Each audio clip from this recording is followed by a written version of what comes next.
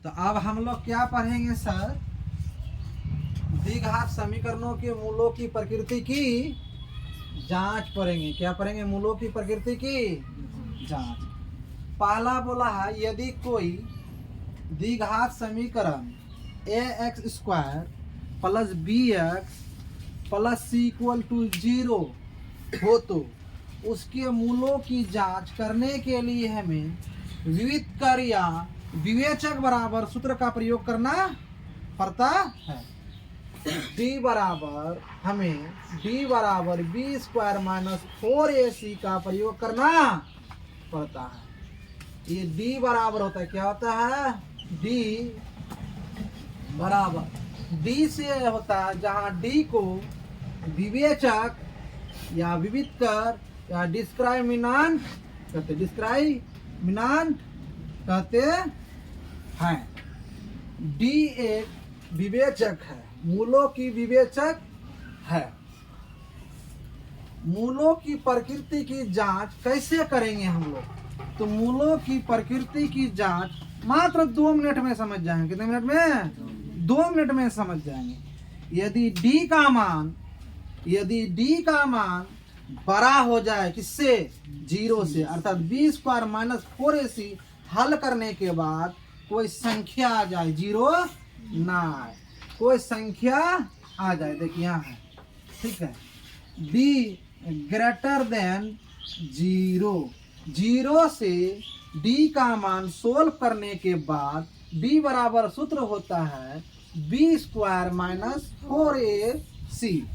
0 से बड़ा हो जाए तो उनका मूल वास्तविक होगा, वास्तविक संख्या होगा।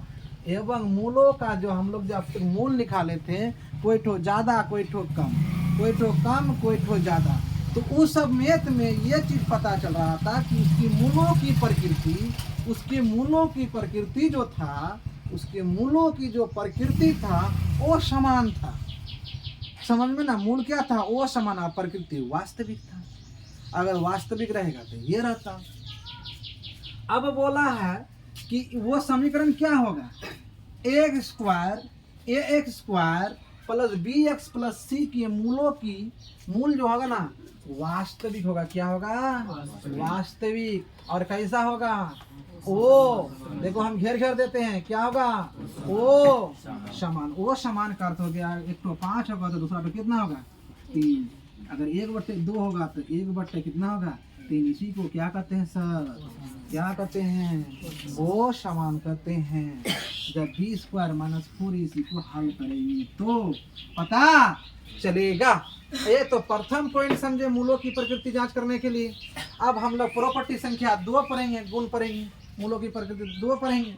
2 क्या कर रहा है? यदि क्या d का मान सोल्व करने पर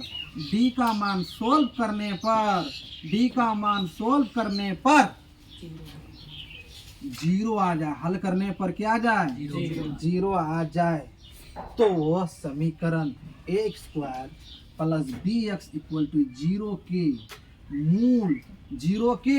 मूल क्या होंगे? वास्तविक तो होंगे ही, पर दोनों ठो क्या हो जाएगा? समान हो जाएगा। सर समान किसको कहते हैं? पहला x का मान अगर 5 आए तो दूसरा भी क्या आ जाएगा? 5 आएगा। अगर ये देखना उधर हल्के थे 1/2 आया था, 1/10 1/10 आया था, तो हम बार कह रहे थे उस वीडियो में, क्या कह रहे थे कि इनका वास्तविक मूल है रे और समान है। 0 इसका विवेचक जो है 0 है रे, बोल रहे थे। विविधकर जो है d जो है 0 था रे, इसलिए ऐसा होता था। क्या 2 नंबर पॉइंट समझ में आया? फिर एक बार, यदि कोई भी समीकरण, द्विघात समीकरण ax² plus bx plus c equal to 0 का विवेचक या विविधकर या डिस्क्रिमिनेंट या d जिसका मान कितना है? 0 आए, तो उस समीकरण का मूल क्या होंगे? वास्तविक होंगे। और साथ में क्या होंगे? उनके मूल समान होंगे। मूल क्या होंगे? समान होंगे। अब हम लोग चलते हैं कौन संख्या? Point number 3। पॉइंट नंबर 3 में क्या पढ़ेंगे? पॉइंट नंबर 3 में क्या पढ़ेंगे, यदि डी क्या हो जाए, डी लेस देन जीरो, मतलब जीरो डी से जीरो बड़ा हो जाए, मतलब डी का मान सोल्व करने पर क्या आएगा, माइनस आएगा। क्या आ जाएगा, माइनस। कोई संख्या 25, कोई संख्या -26, जीरो से हमेशा ये सब क्या होता है। अच्छा एक बात बताओ तो, जीरो बड़ा कि -1 बड़ा, तू लोग बताओ। कौन बड़ा, जीरो बड़ा जी। इसका अर्थ हम एक दिन बताया था कि मेरा पिताजी के पास कोई पैसा आता है तो मेरा पिताजी कर्जदार हो गया, अगर किसी के पास 1 टका कर्जा ही नहीं है तो मेरा पिताजी को ज्यादा तगड़ा हो गया।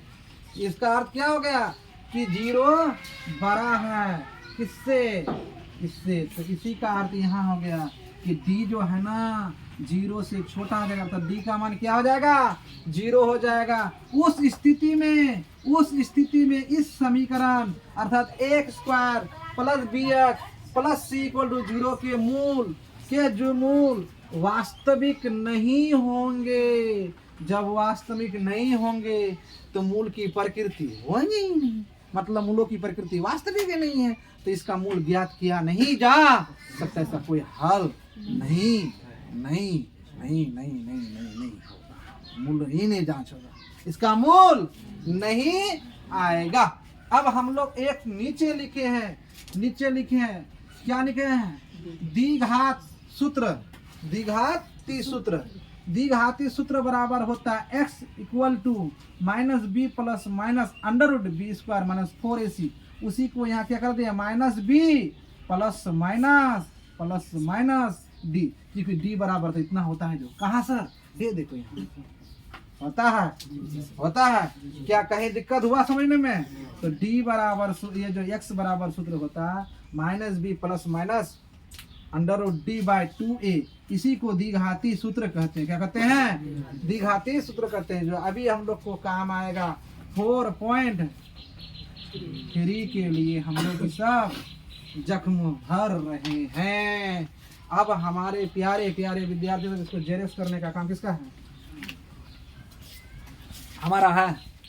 अगर कहीं दिक्कत होगा तो बोलोगे, और मेरा YouTube चैनल को क्या कर लोगे, अगर बढ़िया बनाते हैं तो सब्सक्राइब जरूर कर लोगे।